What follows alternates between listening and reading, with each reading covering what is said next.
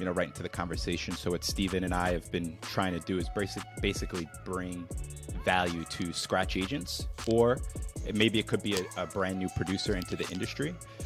So before we even get into all that, for the people that don't know, which is probably a very small group, why don't you just tell us a little bit, about yourself, Louis, how you got to where you are today and why you chose the insurance industry?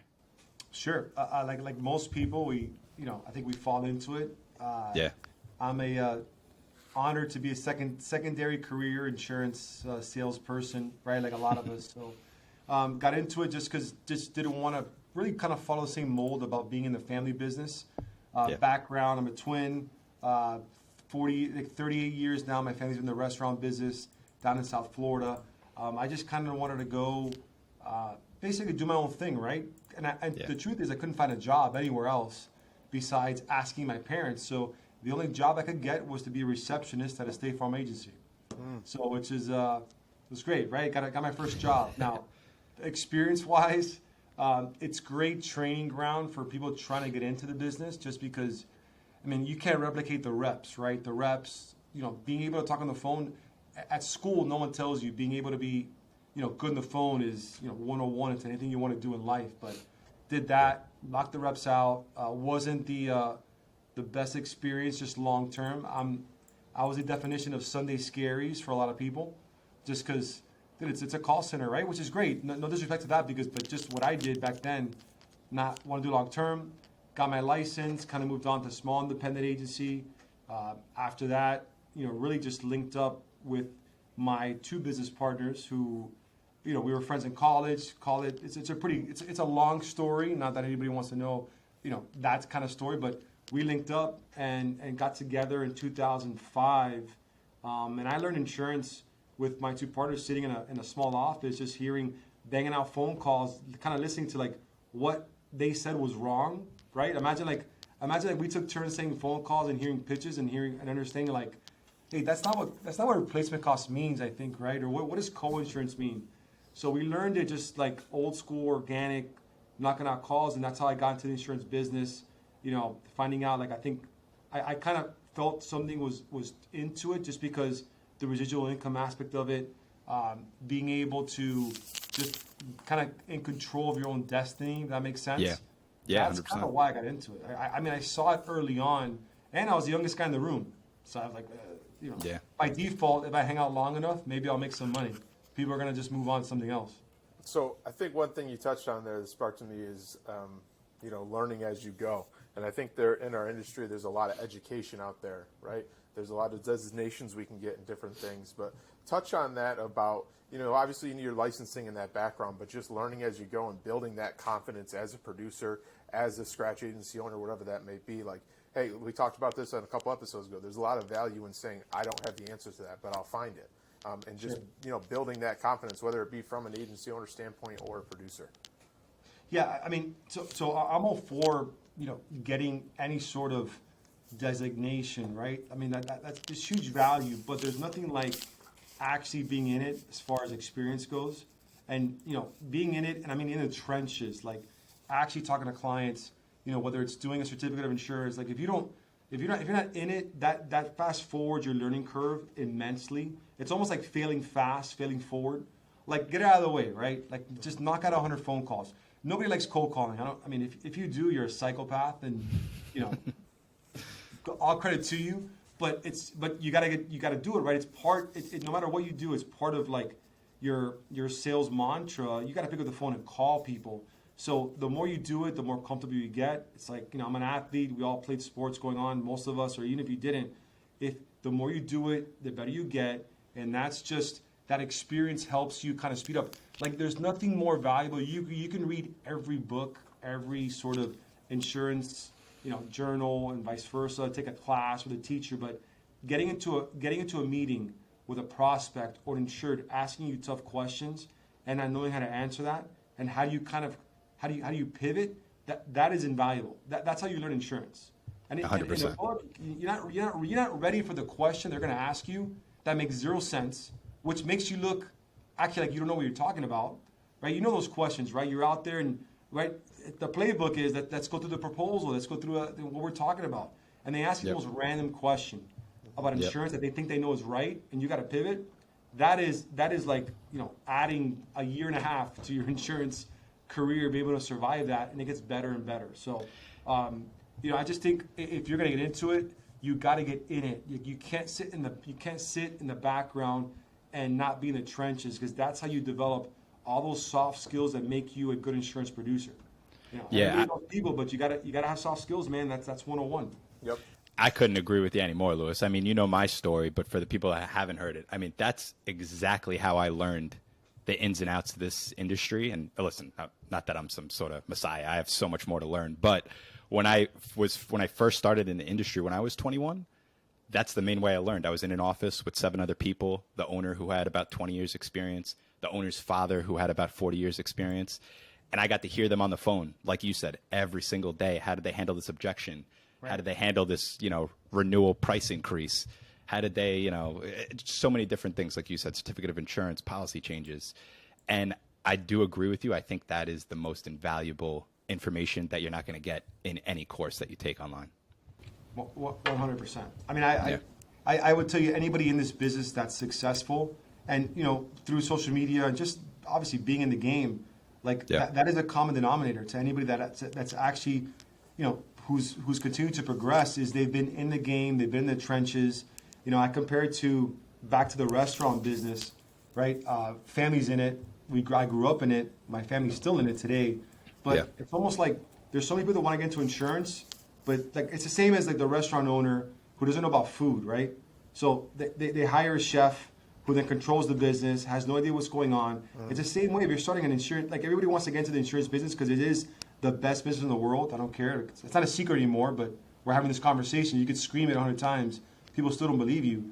But you got to be a producer first. You got to be in the trenches, because how can you invest in something and not know what's going on? They're never going to respect you. If you're an agency owner, you got to know how to do a certificate, pick up the phone, know how to do an endorsement, finance contract, just from A to Z. That's how you kind of learn it. So many guys want to kind of fast, or people, women, I go back on that. People kind of want to fast forward that process. The truth is you can't. The one thing insurance I think does is it's the best industry, but you can't fast forward time. If you can be consistent enough for the first 2-3 years, years 3 to 5, 5 to 7, you'll be successful. There's so many people quit because they want it too fast. And this is the industry that will help you down the road if you could just do it, play the long game. And so many people just kind of in anything, we're all salespeople, but you gotta understand, in here, this is about the residual side of it, not the upfront. So I tell everybody, 100%. Man, just get in it, and then do the work for the next 3 to 5 years. You'll be successful. Touching on that with putting the work in, taking time to understand the process and all of that, why don't you bring us back to how JAG started, maybe the idea of starting JAG, and then bring us up to where you are today. Sure. So got into it, I think 2006. I ended up going to an insurance convention. Down here it's the FAIA. I think it's the big I where you guys are at. But imagine going to the convention where I was with my small firm, my partners was with their small firms. And it was it's a pretty cool story, because, you're in there for the first time. You look around, we're in our mid-20s. I think back to why we got together is that when I got into the insurance business years ago, there wasn't any sort of mentorship. They didn't exist. At least that was my experience, and everybody I talked to agrees with me, right? Everybody was a little bit tenured. They've been in it for a long time. Agency principals back then were very about me. You were just kind of a producer was more looked at as an employee, not as someone that's going to be a protege, as a revenue source, right? But dude, I remember the experience was we were at the convention, we reconnected, we were looked around, we all had the different experiences. We were at the bar that night. We looked at each other. We said, "Hey, dude, we should do this. We should do this ourselves." So, it took about 14 days to kind of logistically speak about it. But we got keys to an office in Coral Gables. We were commission only, and we just started, like I told you, knocking out phone calls and just figuring out what we're going to do. There wasn't a plan B, which is great. But, I empathize, and you guys are doing this. This is a collaboration on the podcast, but you guys started your own businesses. Doing this on your own is very difficult, right? It's just nobody speaks insurance unless you're an insurance person, right? No one understands that. It's almost like like a giant therapy session, right, daily, because there's ups and downs. And we did that together, us three, in 2006, where, we kind of built it, about this year, in April 1st of this year, we actually sold our company to Help International. So now we've kind of evolved into like what we're doing professionally, but we started the same way most people do, just knocking out phone calls. But we did band together, which I think gave us a little bit of an added value, because I almost quit like 5 times. I'm the first one to say it. Like when I first started and I made $300 in 6 months, like no one talks about that. Like my ego is so big that I couldn't fail. Like I had a girlfriend, which is my wife right now, and we would go out, like, dude, I was putting everything on a credit card, right? Trying to figure it out. And I'd almost quit. But then what happens is you look to your left, look to your right, you see your buddies grinding, and then they had a little bit of success, right? They ripped a big policy. You say, wow, okay, wow, you made $3,000 in commission? Holy cow, right? Like that kind of like kept me going. And then what happens is if you do it long enough, I had my kind of first condo association in Tampa, Florida, right? I met the developer. Like that commission made up for the last 6 months. So that gave me like a renewed confidence. I think once you start doing this, you all kind of need that like aha moment. That was mine, but being surrounded by people who are going to help you, kind of mentor you, build you up is so important in this business, because it's hard, man. Like it's hard. Everybody wants to get into it because it sounds sexy, but it's hard. 100%. Louis, I wanted to ask you real quick before we move on. So the 3 partners, right? I hope you don't mind me asking you this question, but you have the 3 partners. When you guys first started out, how did you, because I think of partnerships, right? I didn't have the best of luck with my previous one. Sure. So I'm curious how you guys worked that out. Did you guys just say, hey, we're just going to split revenue 33, 33, 33? Or did you say it's going to be weighted off the size of your book? Like, how did you guys make that work? Because I feel like not a lot of people make it work. Yeah. Partnership's a very scary word for a lot of people, right? Because it's so. I'll tell you the truth is we had our own individual books for a long time. Like, because what did you want to do? Everybody always looks at it like, hey, look, I don't want to get in an argument. Shawn, you want to go to Europe, right, for a month with your family, and you deserve it. You're a month slower. Steven, you're in the mix. You're in the trenches. Why should we split revenue, right? So what we did was what everybody ate what they killed, and we split expenses. But I can tell you what changed our business tremendously, like not even close. Like this is like we have a picture in our conference room. I'll send you a picture of us 3 at the golf course. And we kind of had like an aha moment that we said, all right, if we're trying to build an agency and do something different, we have to be about the agency. It can't be about our commission check. So we, at that point, and this was like in 2015, we looked at our books. They're all different. We're all different. That's the good thing about this business. We all do things different, right? But how we got there is irrelevant. Like how you did it or whatever. So we looked at it. We sat down. We said, look, we're going to change the game. We're going to throw everything to the pot. We're just going to grind, make it about ourselves. Because what happens is when you have teammates, if you make it about you, it's very difficult, right? Like every client, like, Shawn's different, Steven's different, right? Like what was happening was we were working in silos and we were missing opportunities. Because why? I'm so worried about my commission check, but Doug's, I lost an account, big account. But I didn't know that, Doug's neighbor was a CFO's, husband, for example. If we'd have been working this, there would have been an easy AOR. Like sometimes building is better than just making it about you. So when we did that years ago, it completely changed our business. We grew, 4 times X annually for the next 5-6 years because we just made it about building the business, right? No matter, we didn't know what was going to happen next. We just build, get money, put it back in. So at that point, we became 33 and a third % partners in our firm, and it wasn't about us. It was about the firm. So gotcha. So it's kind of like, but you got to trust your people. You got to value each other's work ethic. You also have to check your egos at the door and understand That's a big one. your strengths and weaknesses. That's a big problem, man. Everybody has an ego until it gets tested, right? Like everyone, but there's some people that are better at certain clientele. And if you can read the room and if you can make it bigger, you can grow faster. But I think, like as far as building partnerships, you got to go through that time though, where you have that mutual respect. Yeah. Prospecting is something Steven and I wanted to talk to you about, and what I think can bring a lot of value to newer or scratch agents. How many producers do you guys have over there at JAG Hub now? I believe there's 10 of us, including us 3. So there's 10. Yes. Very nice. So now, if a new producer wants to join the team, I know your situation might be slightly different than other agencies, but what are some of the revenue producing tasks that you have a newer producer do? Would it be cold calling, networking, building relationships within the community, a little bit of everything? I'm curious your outlook on that. I mean, it's that's funny that outlook has evolved like every 2 years for the last 15 years. Yeah. I just feel like every point in your career is always changing. The one thing I will say, and again, it works different for everybody, right? Like I think everybody should focus on their strengths. So if you're good at X, like we're getting older. This is money making mode, man. We're in our 20s, 30s, 40s. Like you know what you know, right? Like it's So if you're good at X, double down on that skill, whether it's cold calling, whether it's networking, like know what you do well and then double down on that. Because the one thing I've learned too is prospecting, like in anything, is the lifeline of every insurance agency. What you got to be careful of too is that, especially for scratch agencies, in my opinion, is that early on you build good habits. Then what happens is you start to write business and then you kind of get stuck on this whole renewal. Like the free time you have early on, you're super aggressive. You're like cranking out phone calls, right? Because you got to create revenue. Then what happens is you start to build your book years 2, 3. You have some revenue. Now it's like you start playing defense because I got to retain it because my lifestyle is changing. But you got to make sure you adapt every couple of years on your book and not get stuck on that treadmill, because prospecting in any way is the lifeline of your agency in any way. Like if you stop prospecting, and you notice it, like in all our books, right?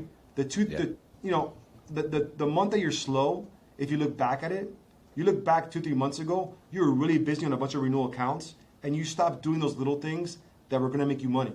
So it happens to everybody no matter what size. So like as far as prospecting, it's something we preach, and I preach all the time. Like it's so many people, like being a producer, being an agency owner, it's always about who is my next client, how do I get them, and no matter what way, whether you're a scratch, whether you go with a bigger firm, a smaller firm, like how do you just kind of figure out what the strength is? But as long as your pipeline's full, you're always continue to kind of build that momentum. So you have 10 producers. How many on staff total do you have? In our firm now, we're about 62 people. Okay, so that's a good size I can't even agency. fathom that. Yeah, I can barely manage myself over here. What has COVID done to your business? And in positives, on pros, cons, because I know we talk a lot about the work from home, and the older agent had to adapt because they had to, but just following your social media and the culture that I definitely want to get into, it seemed like you guys were really ahead of that. So has it pushed you even further ahead, or just what are some comments on that? Yeah, I mean, I think COVID we kind of doubled down on it. We were still on a flex schedule. I think what's changed is people talk about culture used to be, in my opinion, happy hours, ping pong table, whatever, like all the buzzwords, right? But in my opinion, culture now is flexibility.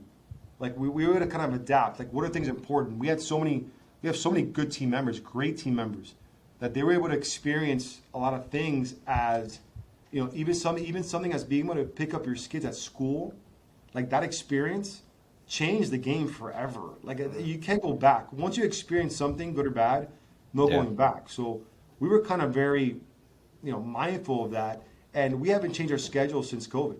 I mean, we got a Monday, Wednesday team, got a Tuesday, Thursday, and then Friday we work remote as a company. So we do a lot of our meetings on Fridays as far as Zoom calls, so everyone's involved. But that has not weighed in the last 2.5 years. We felt like it was necessary. It was kind of added value. But it was so then you go back to this side where people go, how do you keep the culture? The truth is you got to work harder, right? It's not just about sales, but it's about being present. It's about reaching out. Whether it's even via Teams, via Slack, whatever you use. But there's still a way to engage with people working remote. But I think it's just being mindful of that. Still keeps people going. But I can tell you what, when we get together as a firm, it's extremely energetic. Like Thanksgiving, Christmas. So we still try to circulate once a month, kind of like an all office, all hands in, and that's been extremely powerful for us. But we haven't pivoted. Yeah, and Louis is being very humble now. I would argue with you that I think I came to your office on like a Wednesday, and it was extremely energetic. So I wouldn't say it's just tied to around the holidays or. But yeah, I mean, your office, Louis, is, I know I've said it on many podcasts. It's the words cool and insurance don't go together too often or probably ever. But I mean, your place is just, it's so cool, from the JAG lighting on the wall to the view of the skyline to the podcast studio to, I think you guys have like a gym now. And Well, yeah, which is true. But I do want to say something like as far as how that works, and I appreciate you saying that, Shawn, because you've been here like twice. Yeah. 2 times, Yep. right? Yep. You know, that's more about your people. That doesn't help you sell insurance. Yeah. Like it doesn't that doesn't matter. Like everyone kind of thinks like nobody's gonna buy insurance because how your office looks. But for Yep. us, the ROI with social media and everything like that has really been employee retention and employee recruitment. Right? It's about 100%. building that culture internally. I think sometimes people get confused with like, hey, what does social media look like? Or I want to portray myself. No one cares. Like the buyers itself don't care. It's about executing, but internally, it does help. You know, as far as recruiting employees, how your office, you know, just that ambiance, right? How you make it different. So that's where it kind of comes through. So, Shawn, you got something? Like, I was Nope. going to change it. It's all you.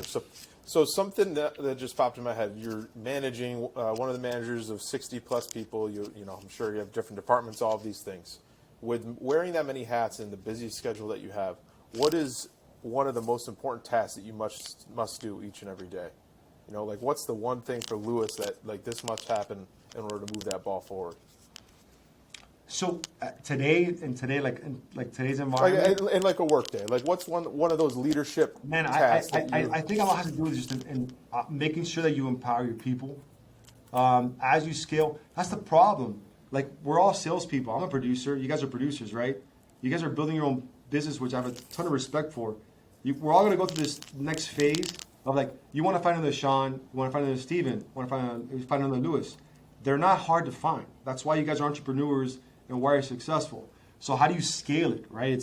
It's like a different mind shift from going to selling insurance to like having to build a team and empowering them. For me, I've seen it, and we've done not everything right? Like I've failed a lot in certain situations. I think a lot has to do with just today is empowering the people that you believe in and trust in to do their job, not micromanaging. That's kind of the overall thing. Checking in on everybody, making sure that everybody's doing well, and then but that's more for the staff. On the production side, it's pushing people to get a little bit uncomfortable. So I kind of it's like I'm Dr. Jekyll, Mr. Hyde. You know, like I'll take the tie off in the next conversation, and it's just getting people to get uncomfortable, because that's the difference between being successful or not. It's that little like 10%. It's at 10%, dude. 10% margin for most of us. That's it. Yeah. I mean, that's one thing we've heard nonstop, right? Yep. Just getting comfortable being uncomfortable. It's like across the board. People in the industry say that it's uncomfortable, it's inconvenient, and it's expensive. You get those 3 things, like if it check, right? If what you're doing is not those 3 things, then everyone's doing it, right? Like how do you decipher yourself? I think those are the 3 factors. I know when we're doing stuff, we look at that. At least I look at that. Is saying, am I spending more money? Is it taking up my time, family time? Am I uncomfortable? Usually, if you look back at the stuff you've done well, those are 3 factors that have basically put you where you're at today. Yeah, 100%. And I think all of those points are the same if you're hiring your first person too, right? Whether it's 60 people that you're managing or that first person, of making that person feel valued. And it's scary, right? I imagine going to that first person and hiring them. I think, it's funny. Like, what are your expectations too of what that person is going to be? Like, what I've tried to tell a lot of people getting into the insurance business, we had a lot of success early on hiring people outside of insurance. So I would say a majority of our firm, before we kind of got to the 30, 40 plus mark, most people early on, we were able to find people who had jobs. We're talking about salary jobs, just whatever it is, right? Whether it's a bank teller, a barista at Starbucks, working in retail. I consider those jobs. And I was able to tell them, like, this is a career. And kind of have that mindset shift. The people that got it are our best employees. Because they went from thinking like paycheck to paycheck to thinking like, I can get into this business, and now my future, the avenues open up. Whether it's for me or whether they go somewhere else. But that's I think the pitch needs to be for a lot of scratch agencies as well, is pitch that angle. Don't go for the traditional insurance people, because you're going to see them. You'll get the resume for someone that's been with 5 agencies in the last 12 months, right? Red flags, right? Right. Yeah. Don't be colorblind. You're gonna see them, but honestly, go for those who are just. There's a lot of hustlers out there that haven't been given opportunities, and if you're just kind of like mindful of that, and you can mine those opportunities, you're gonna get tremendous team players to help your business grow and help them grow as well. And it's got to be mutual beneficial for sure. Yeah. Well, Louis, we're going to look to wrap this up, but thank you for taking the time out of your busy schedule. For people that want to learn more about you or just follow along your journey, what's a good place to follow the agency and the stuff you got going on? Dude, I would do it at our JAG Insurance Group. So it's on Instagram or LinkedIn. We're pretty big, but that'd be kind of where to follow us. We're all in on social media, so I appreciate. This is pretty cool. You guys are doing this, so keep it going, man. I think it's important to note that the reason we're doing this is because of you. You're the one that introduced us, and so I think that's that's important. Hey, so when you guys are on Spotify and killing it, that's I need right. I need a plug, dude. Something. When we get that Joe Rogan deal, we'll put you in. Don't worry about it. When you're on Joe Rogan's podcast, don't forget about me, okay? No, I want to commend you and thank you on that because you and I didn't meet each other at all before. We were connected on social media, and I put a post out about leaving my family business and starting T5, and you immediately reached out, and I'll never forget that, and had a quick phone call and actually said, "Oh, you got to talk to this guy, Shawn." And then Shawn and I were at a convention that same day, so it all worked out. And that's why we're here. But I really just wanted to mention that. I do appreciate that. Yeah, and by the way, before we let you go, Louis, we talked about it. We didn't even ask you. We're just kind of doing it. At our 50th episode, maybe 100th, we haven't decided yet. We're going to shoot it over at JAG, if that's cool with you. Yeah, for sure, man. That'd be great. Dude, I got this stuff here, man. That'd be awesome. I mean, twist your arm to come down to Miami. Bring Steven. Let's go, man. Yeah, we'll make it happen. Mid-February would be good for us, yeah. Yeah. All right, everybody, that's another episode of the Scratch Agency Podcast. Thank you for joining us. Do a favor, like the show, share the show, and subscribe. Most importantly, remember to dig down deep, believe in yourself, and own your own future. We'll see you next week. Take care. Thank you so much for listening or watching that episode of the Scratch Agency Podcast. We really hope you enjoyed it, and we hope to see you next time. If you have any questions, you can reach out to myself or Steven on Instagram or LinkedIn, and we'll see you next week.